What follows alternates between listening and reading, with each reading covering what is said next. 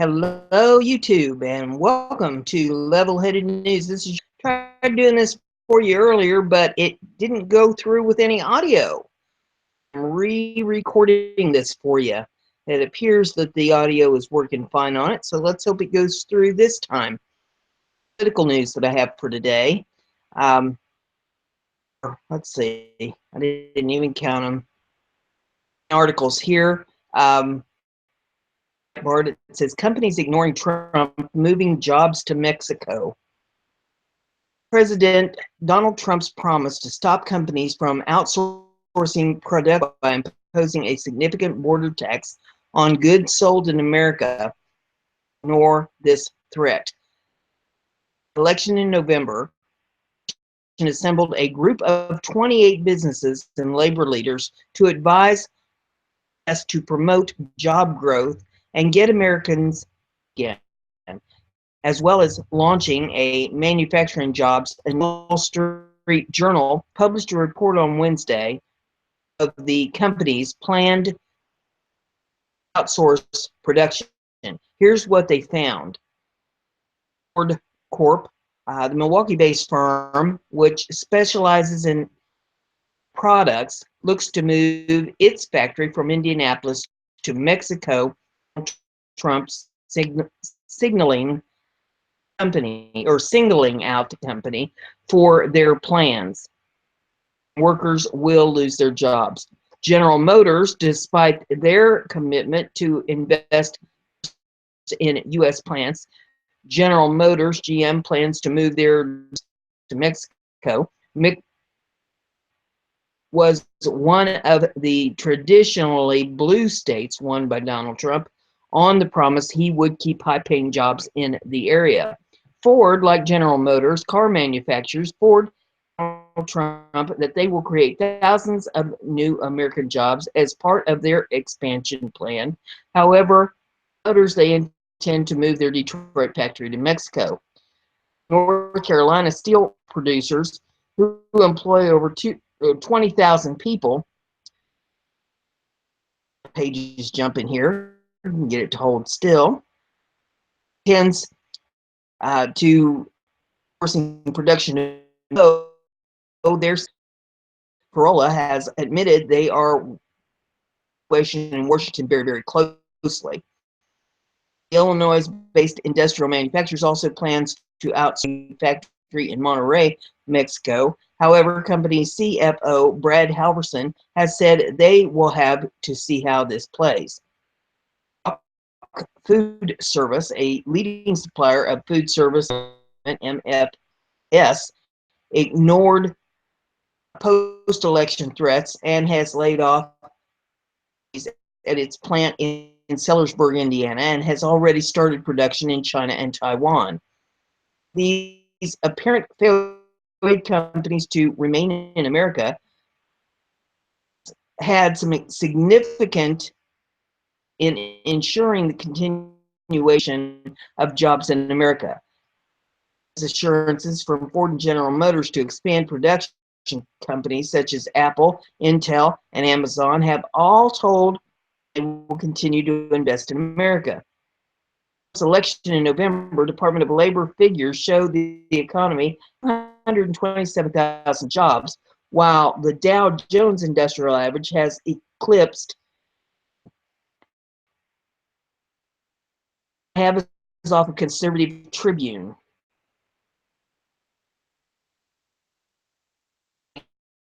For the hamster, he's getting pretty. Let's see. This says be well underway years. And get it to scroll up.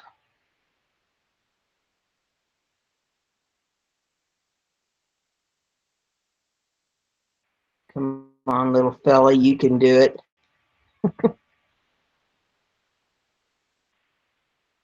Secretary of Homeland Security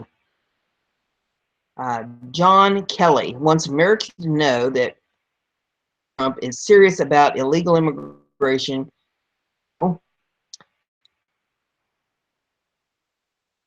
Scroll up, gee whiz. About harmful immigration from the Middle East. Kelly spoke to the House Homeland Security Committee for the first time, and he brought good news. The barrier wall will be well underway within 2 years, he told the committee, according to New York Magazine.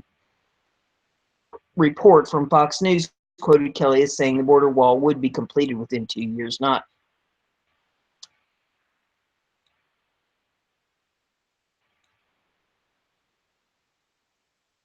waiting for the hand.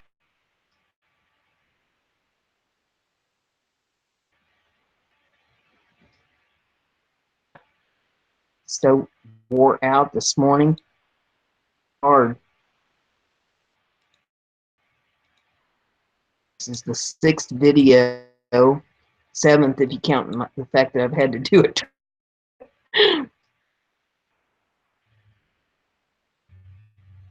Come on.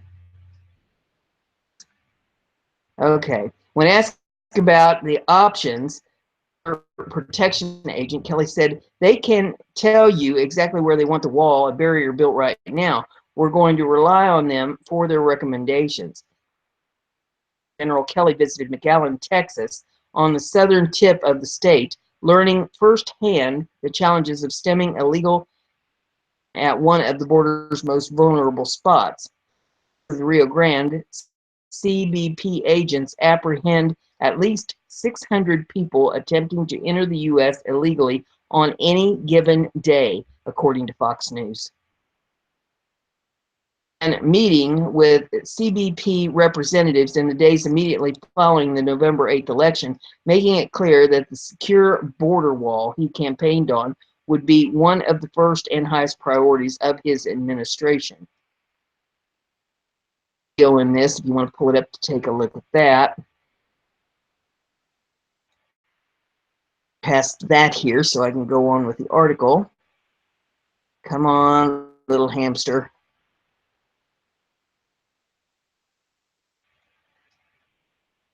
Goodness sakes. Take his last dying gasp.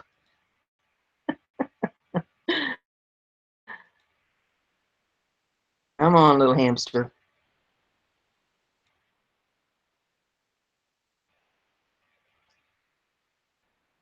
Well, for goodness sakes, or Pearl.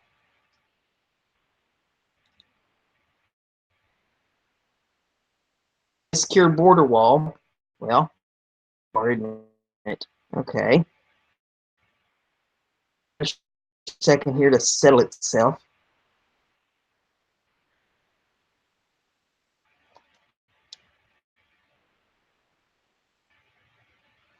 Building a secure border wall will be no small task. Land must be acquired, requiring enforcement of eminent domain laws possible.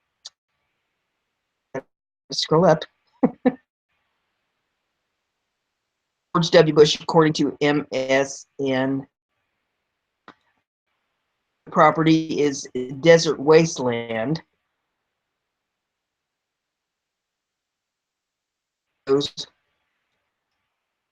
Well, this is going in some jerks, isn't it? Okay. Some of it goes right through a high-end golf course in one area, private ranches, and ancestral homes, according to the Washington Post. 2/3 of it is on rivers, according to a different Washington Post article.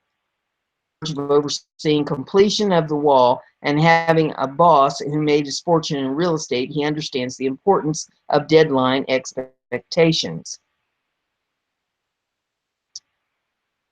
The White House and Congress are working on timelines and funding, but that he expects first phase construction to get underway within a matter of months.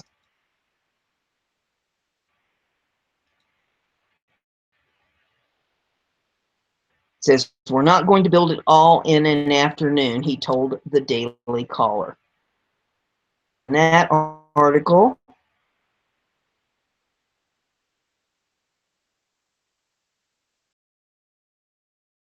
Mr. White, so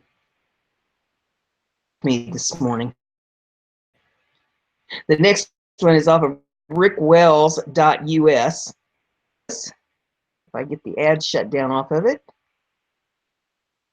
Pope criticizes Trump for making Mexico pay for the border fence.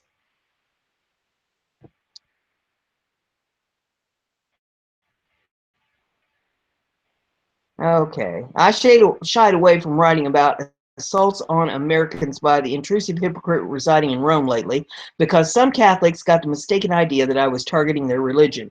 Of course, I'm not. And while I'm not Catholic myself, my wife is, and to disparage a religion that doesn't kill people or doesn't kill people they disagree with. That and they're regular folks has been vocally and attacking my country. In doing so, he's made himself fair game.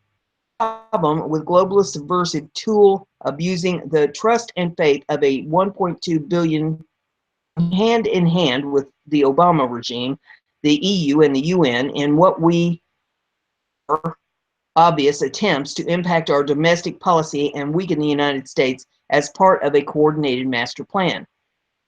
The Paris Climate Hoax 21 extension, the Sustainable Development 2030 Summit coincided with, as well as there being in their support. The invasion of America from the south and the hordes flooding into Europe as well have been supported and influenced by Pope Francis, or as I like to call him, or Bergoglio. As far as I'm concerned, once he chose to insert himself as an enemy combatant in my nation's domestic policy, his religious cocoon of respect and indulgence is. Now Pope Frank is at it again, criticizing our president for protecting us from the invasion and for a component of protection being a wall on our southern border. It's not 40-foot high massive wall like the one that Frank seems to have forgotten protects him and his Vatican against him and his Vatican associates as they sleep at night, but it's the best we can do budget. Frank has recognized that the next best chance of stopping the border wall is to complicate the funding. That's right, is to complicate the funding and turn public sentiment against spending the money. So as he sits in his walled-in compound, a wall that was built of Pope's pocket, but through the wealth and accumulated from others, President Trump not to force Mexico to pay for the wall have necessitated to keep Americans in, Frank, and those they chose to allow to join them in out. A Christian can never say, I'll make you pay for that. Never. Not a Christian gesture. Try that again. An offense is overcome with forgiveness by living in peace with everyone. Looking past Pope Bergoglio's hypocrisy, he's ever heard the saying that good fences make good neighbors, neighborly like Frank, to treat our southern neighbors as the way the Vatican treats theirs. Keeping your mouth shut and staying out of your neighbor's business helps too. We can deport those in the U.S. illegally, and they're forgiven, although a return will result in jail time. We're a Christian nation, but we're not a nation of fools. The future are what will be served by the fence. Not forgiving those who have violated our sovereignty, are preventing their return, or more like them from coming in the future. What's not Christian is for Mexico to burden us with the cost of keeping their citizens out. It's an expenditure that they create, not us. Christian of them to meet their obligations as a Catholic nation to pay for the cost of construction. It'll keep their drug dealers and terrorists out too, Frank, so we can all live, as you suggest, in peace. They may not like the fact that they're being forced to do it, but it's completely a result of situations that they created. Right is right. The next one I have is off of WND.com. Says, the Democrats' travel ban no one likes to talk about. Sharam Hadin, what it felt like to be living in an apartment in Atlanta and waiting for his mother to return from Iran. Months into years, he thought, I'll get to see her again. It's part of my story I don't share a lot, says his family fled Iran in December of 1978 to escape the Ayatollah Khomeini's uprising against the Shah of Iran. His father was a military man who saw the writing on the wall as Khomeini was manipulating and agitating against the US-backed Shah among college students and rural Iranians who saw the country as becoming too secular. By the fall of 1979, the students seized the U.S. Embassy in Tehran. The U.S. President Jimmy Carter acted swiftly and without warning to cut off travel to the U.S. from the Ayatollah state. Iranian travelers were simply told at airports and embassies that their visas were revoked. Deal with it.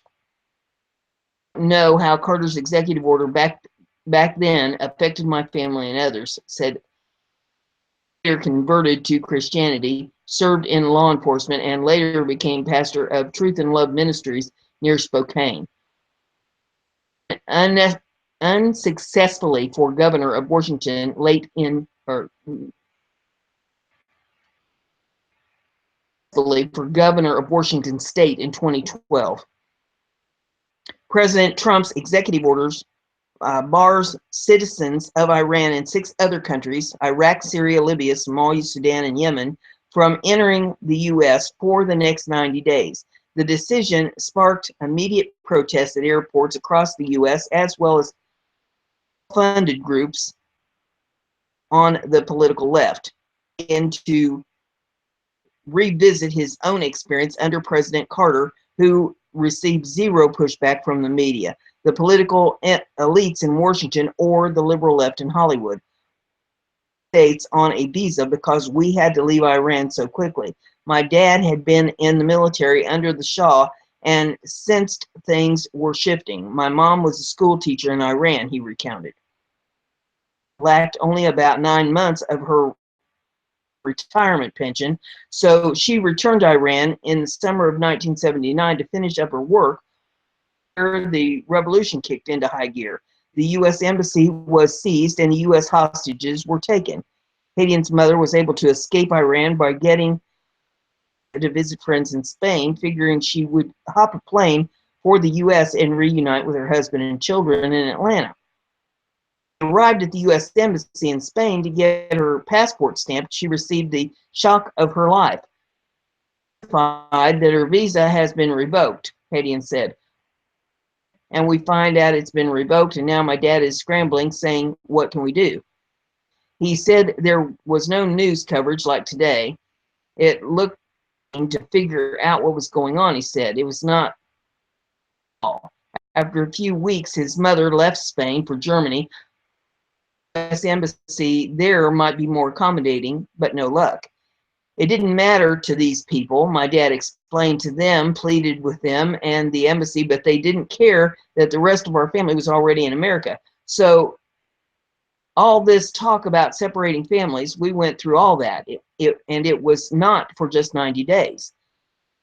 9, his mother was stuck in Germany, afraid she'd never get out. So an apartment in Germany, he said. My sister goes to visit her there, but we're back in Atlanta. Hadian's father, at that point, started shopping for that would accept his entire family. Canada was that country. All that was required was to establish a 90-day residency, and literally on day 91, we went to the embassy in Ottawa, and they approved her status, and she flew in from Frankfurt, Germany, about a week later in the fall of 1981. We had to emigrate to another country because they would not let her.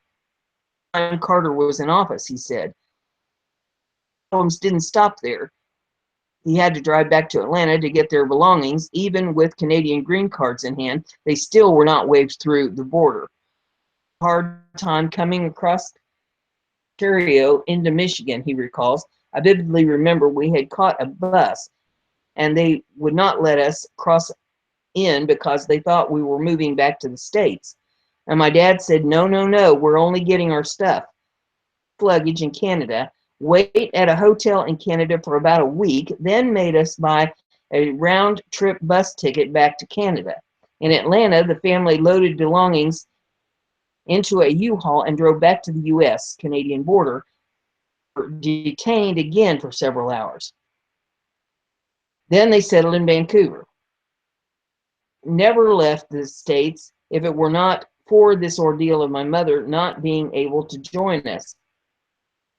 While he was living in Atlanta, his father left him with an older cousin who had also fled Iran while he went out to find work.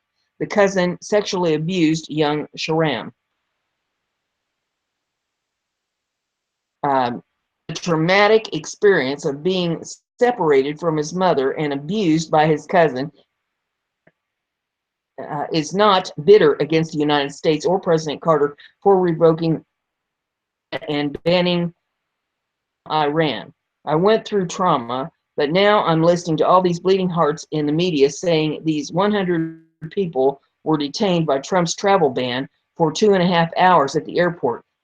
Scared and inconvenienced, he said. You want to talk about inconvenience? You want to keep debate on an emotional level? I've got plenty of emotional story being separated from my mom for 2.5 years. Let's talk about the life-altering situations nobody's talking about that resulted from Carter's decision and what happened in 1979 through 81. Unlike in 1980, the media would rather focus on emotional aspects of families being temporarily separated on national security posed by unvetted travelers. When we were taken off that bus and detained for hours, I remember watching my dad cry. He said, these were things we had to go through. I don't hate America for it, and I understand this ban and the enhancement of our vetting process is absolutely necessary because we're in different days when we have an enemy coming in and no process in place to stop them. In fact, Hayden's parents made the right decision to leave Iran in December of 1978. By the summer of 1979, Khomeini achieved total power. Military men with to the Shah were arrested, and many of them were never seen again. Rewrote the Iranian constitution, turning Iran into a totalitarian theocracy. In Iran, selling all our stuff over there, we left Iran in a rush. We had property, cars, we had stuff. We left it all. Dad was borrowing money from my mom's sister's husband, and he was doing everything he could to, and my mom, who had no way of working on a tourist visa in Germany. Once settled in Vancouver, Hayden's father started a restaurant business. Hayden was 6 months short of his 12th birthday when he was reunited with his mom. I remember seeing my mom for the first time in 2.5 years, he said. It was an emotional reunion. I get choked up now thinking about it. My dad, he was a hard-nosed military man, so I missed my mom, and that deeply impacted me. So I just cried and cried when I saw my mom because I didn't realize how much it impacted me to be separated from her all that time.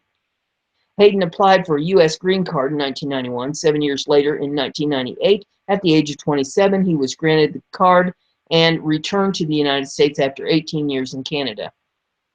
He moved back to Atlanta area and worked at as a tennis coach in Duluth, in nearby Lawrenceville, Georgia. It was there that he began learning about Christianity and questioning his Muslim faith. To Atlanta to work, which is where I became a Christian. It's interesting how the Lord took me back there, source of the pain, and brought healing and revealed himself to me in such a powerful way. As he looks at the world and all that has happened between 1979 and now, he sees the reawakening of the global Islamic movement in many ways. That reawakening started with the Ayatollah Khomeini overthrowing the Shah of Iran and seizing the U.S. Embassy. Islam had declared war on the West. The States was seen as the head of the snake that needed to be crushed for its support of Israel and for its perceived domination of Muslim lands. And now this has been thrown on top of strained relations between Islam and the West refuses to acknowledge it is in a war with radical Islam, but Islam is not so confused. Mullahs and sheikhs from Mecca to Tehran and increasingly in Minnesota, Michigan, and Virginia are openly Israel as enemies of Islam. The Christian community is largely asleep and devoid of accurate information about Islam. To me, right now, our biggest struggle is within the Christian community. It's you're either all in for the refugees or you're nothing, he said. We need to expose the groups like the Evangelical World Relief, Lutheran Social Services, and Catholic Charities. That's an issue we're not talking about. These church-related organizations are getting close to $2 billion a year between them, and the biggest bulk of the funding is coming from the said. And we need to expose that fact that their contract with the U.S. State Department forbids them from the refugees. You're not even evangelizing them. Let's feed them, clothe them, and get them a translator and a tutor than about how we reach to them with the gospel. If we don't figure out how to do that, they will not, and they will end up attacking us in Europe. We're not wanting to have a lifetime ban, but tell the other side of the story. Bombing of the St. Mark's Coptic Church in Egypt, there was no weeping in America for the Christians, notes Hayden. I think it was Tucker Carlson on Fox News who said, I don't hear Christian pastors talking about the persecution of the Christians. Years since the Refugee Act of 1980 was signed by President Jimmy Carter, there has never been a year in which more Muslims were accepted as refugees than last year. More than 46,000 Muslim refugees entered the U.S. at fiscal 2016, with 12,600 of them coming from Syria. Less than 1% of those Syrian refugees were Christian. And selective outrage by the left, he said. They're outraged we're putting a temporary ban on 7 Muslim countries, but not outraged by the effective ban on Christians from Syria. They are running for their lives and can't even go to the safe zones without being attacked by Muslims. Make his first visit to Israel in March, pastors group hosted by Christians United for Israel. They sat me down and kind of sheepishly told me that if your passport says you were born in Iran, expect to be detained for about 4.5 hours. No problem. I understand the security of their country and that they don't trust the Iranian government. I'm expecting it. I'm not offended. Our collective minds in this country. Why should I get offended that Israel is doing their job? Is it my right to go to Israel, or is it a privilege? Expect to be extremely vetted, and I'm like, okay, vet away. Yet liberal Western Christians are in many cases so thin-skinned that they can't even hear the truth, let alone receive it. You to be as gentle as doves, but as wise as serpents. As wise as serpents, and that's why they're falling victim to the lies and the deceptions of Islam, Hayden said. They're sacrificing themselves to Islam just like in Europe because of the propensity of modern-day Western Christians to fall into the trap of becoming snowflakes and actually side with the left in Islam. Hayden believes Trump will have his work cut out for him on many flashpoint issues, including Muslim immigration, moving the U.S. Embassy to Jerusalem, and declaring the Muslim Brotherhood a terrorist organization. I'm telling people the darkest days are still ahead of us. Trump is getting serious about this. He's got enough of an ego if he decides to do something. I don't think anything can sway him, and that's exactly what you need to go against.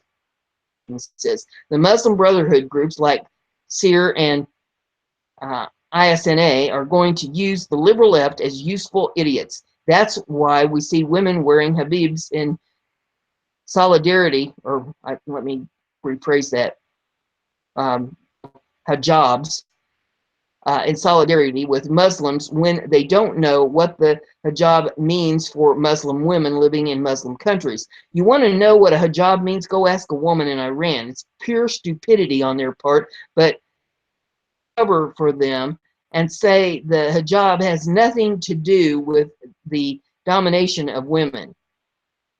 Still ahead of us, and it's going to be an all-out war. At some point, as Christians, we need to go about understanding the spirit of Islam and where it comes from.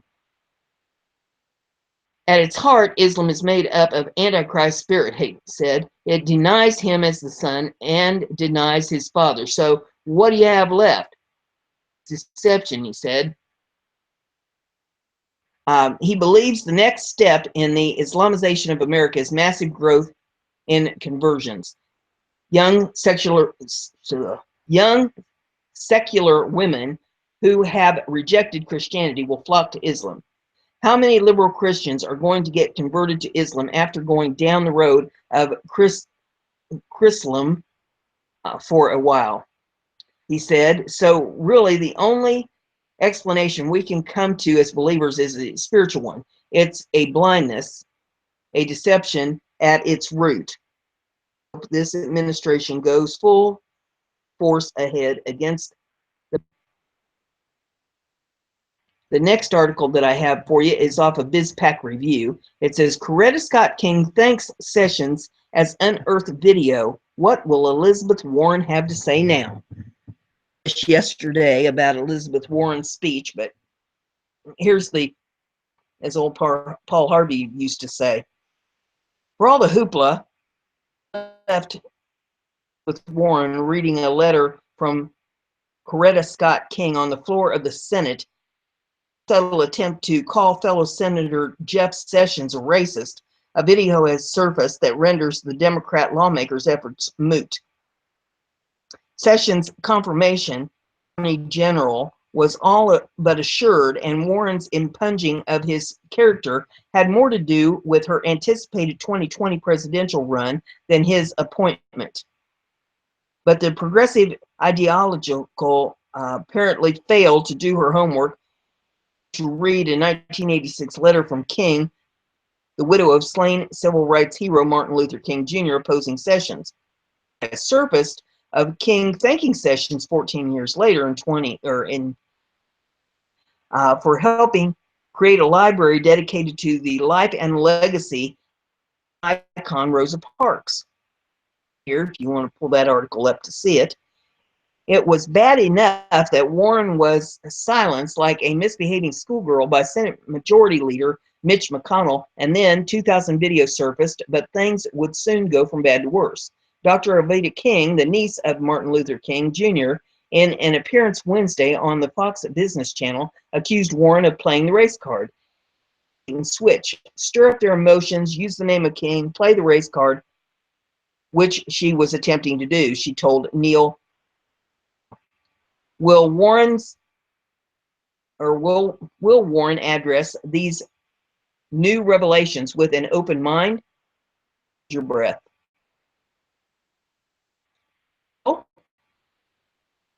Is off of global research.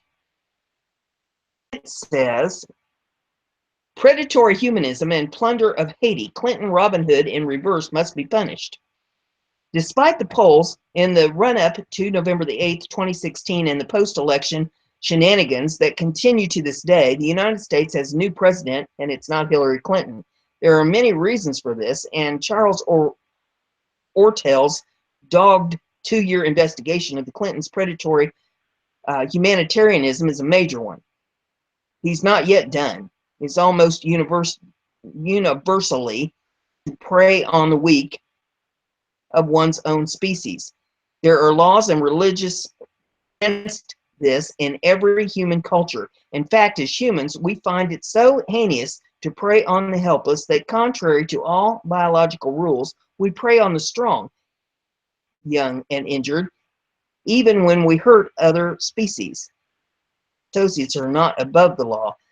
And Ortel, with his credentials as a graduate of the Harvard Business School, dedicates uh, decades, there we go, of Wall Street experience and accurate assessment in 2008 of General Electric stock overvalued is taking an investigation to the next level. I caught up with him last week for the following interview. This whole interview, because it's rather lengthy. The article is here. The URL is in the description of this video, so you can pull it up and take a look at it. But it explains in detail about the Clintons, the CGI, um, all the investigation that has been done into this and how they've evaded the IRS. They didn't have the proper paperwork. The CGI is a phony charity, and how they juggled different things. It tells the time frames on all this stuff. Amazing to read all this. So if you're interested, the article is here for your perusal, and you can read all this. But my goodness gracious, there's tax evasion. There's there's all kinds of stuff in this. Cool. I don't know what more I can say about that. If you like intrigue and mystery and all that, you'll enjoy that article. That one for you. The next one that I have is off of .com, and it says Republican Congressman pushes to abolish Department of Education. Here's how that reads. The same day Betsy DeVos was confirmed as the Secretary of Education, one Republican congressman introduced legislation seeking to eliminate the Department of Education altogether. Representative Thomas Massey's bill, page long, and states the Department of Education shall terminate on December 31st of 2018. By Kentucky Republican, he explained the need for the bill and argued education must be at the local level. Unelected bureaucrats in Washington, D.C. should not be in charge of our children's intellectual and moral development. States and local communities are best positioned to shape curricula that meet the needs of their students, Massey said in a statement. Parents have the right to choose the most appropriate educational opportunity for their children, including homeschool, public school, or private school, the statement added. Jones, Republican of North Carolina, sponsored the bill, saying, "For years, I have advocated," too much there. Come on, hamster. There we go. "For years, I have advocated returning education policy to where it belongs, the state and local level. Bureaucrats cannot begin to understand the needs of schools and its students on an individual basis. The feds out of the classroom and terminate the Department of Education," Jones added. Jimmy Carter established the Department of Education in 1980, much to the consternation of Republicans. DeVos was confirmed as the new department head by a historically low margin, 51 to 50. Two Republicans voted against DeVos, noting their respective offices received thousands of calls pleading to oppose the nomination. If you want to pull it up to see that, President Mike Pence was needed to confirm DeVos, vice president in history to break a tie on a cabinet nomination.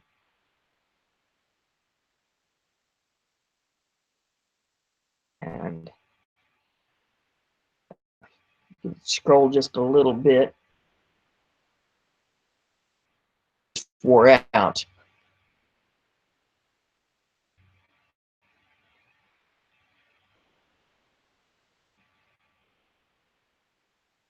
Boss, well, ham and chicken or feathers. Let's go. It's either too much or not enough. Strong advocate of school choice. My stance is the same as it's always been. The Education committee, that should all be, should have been done away with a long time ago. We don't need the federal government dealing with our school systems. It should be up to the parents to educate their children. Public school, personally, I think that if you want to send your kids to private school, you can do that. At home and do homeschooling, that. And I don't even agree with the do on the homeschooling, or as having to stuff and have some teacher sign off on it to get you off with the state. I think you should be allowed to educate your children in the way that you see fit. There should be computerized systems that you can sign up for to educate your kids. Or you ought to be able to buy school books and educate them at home through school books. And, the parents should be the policing factor on what education that their kids get. Put me in charge of anything. Next one we have here is off of Western Journalism.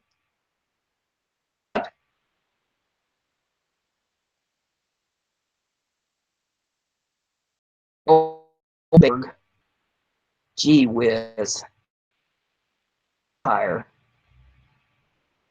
Ginsburg, changing electoral college is first step to fixing politics.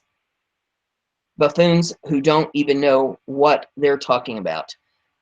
Court Justice Ruth Bader Ginsburg of changing the electoral college. During a talk Monday at Stanford University, Ginsburg lamented on the current state of American politics.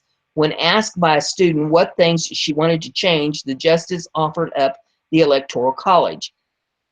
I would like to change. One is the electoral college, Ginsburg said. But that would require a constitutional amendment, and amending our Constitution is powerfully hard to do, she added. Ginsburg's remarks followed Donald Trump's nomination of Judge Neil Gorsuch to fill the Supreme Court vacancy left by the death of Justice Anton Scalia. It was a major talking point among both presidential candidates during the 2016 election, with Democratic nominee Hillary Clinton desiring to appoint a liberal judge. In this, if you want to pull it up to take a look at that. And I'm trying to get it to shut off. Article.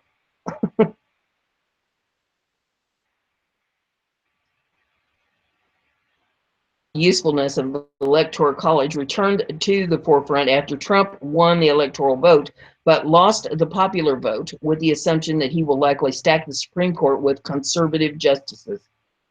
Most Republicans argue in favor of the electoral college, claiming it helps prevent a monopoly of votes in certain states with higher populations. In the 2016 election, Clinton won the popular vote by nearly 3 million votes. However, in California and New York alone, Clinton's margin was nearly 5 million over Trump. Icon Mark Levin explained after the November election why the Electoral College was a brilliant idea to a caller on his radio show. Just basically leave it up to 6, 8, 10 states or regions to select the president, Levin said. Was absolutely brilliant. The Electoral College, which is exactly why it comes under attack by the status progressives and other buffoons who don't even know what they're talking about. Even though there was much media attention given to abolish the Electoral College after Trump was elected president, support for actually following through with the plan is low. First time in 49 years, Gallup has less than half of the Americans want to replace the Electoral College with popular vote system, Gallup said in an analysis of its poll results. For an amendment peaked at 80%, 68 after Richard Nixon almost lost the popular vote while winning the Electoral College, Gallup added in its analysis. she's worried that somebody's going to off her like they did Scalia. She's throwing this liberal agenda around to try to go into the grave. That goofy. The next one we have here is off of Breitbart.com. It says FCC Chairman Pai cuts waste, fraud, and abuse. The Republican FCC hopes to revamp the Obama phone program to provide low-income Americans phone and internet service. The FCC chairman already put the program known as Lifeline under review. He revoked 9 participating in the program, saying that they need further review. Chairman Ajit Pai and Republicans in Congress argue that the program needs reform, including setting a limited budget of $1.5 billion to cut waste and abuse within the program, Pai said. A budget induces careful spending. Previous bills in Congress have capped the budget at $1.5 billion. Pai and fellow Republican FCC Commissioner support the idea. House Energy and Commerce Telecommunications Subcommittee Chairwoman wrote up an op-ed with O'Reilly. The program must be better targeted to eligible low-income individuals who would not otherwise sign up for service. The FCC want to provide better service to every American, but Pai also wants to curtail waste, fraud, abuse in the Obama phone program. Ajit Pai has a vocal critic, or has been a vocal critic of the Lifeline program, even accusing other FCC commissioners of trying to keep a $51 million fraud investigation quiet. Phone reform also coincides with his drive to improve transparency at the FCC. He plans to have the FCC agenda for public comment before on new regulations. Chairman Pai's scrutiny over the Lifeline program has sparked controversy, with many publications arguing curtailed low-income Americans' access to affordable phone service. However, Pai contends that his reforms only affected 1% of Lifeline providers. He hopes to help all Americans get affordable access to phones and internet service. On Medium, he said, "At the end of the day, my focus has been and will continue to be, so long as I have the privilege of serving as the chairman of FCC, doing everything within FCC's power, the digital divide." And that's all I have for you today. Hopefully, audio works on this one. If you like what I'm doing, give it a thumbs up and let me know. Social media so everybody gets to hear the news, and don't forget to subscribe. That way you'll stay informed. Have a great day.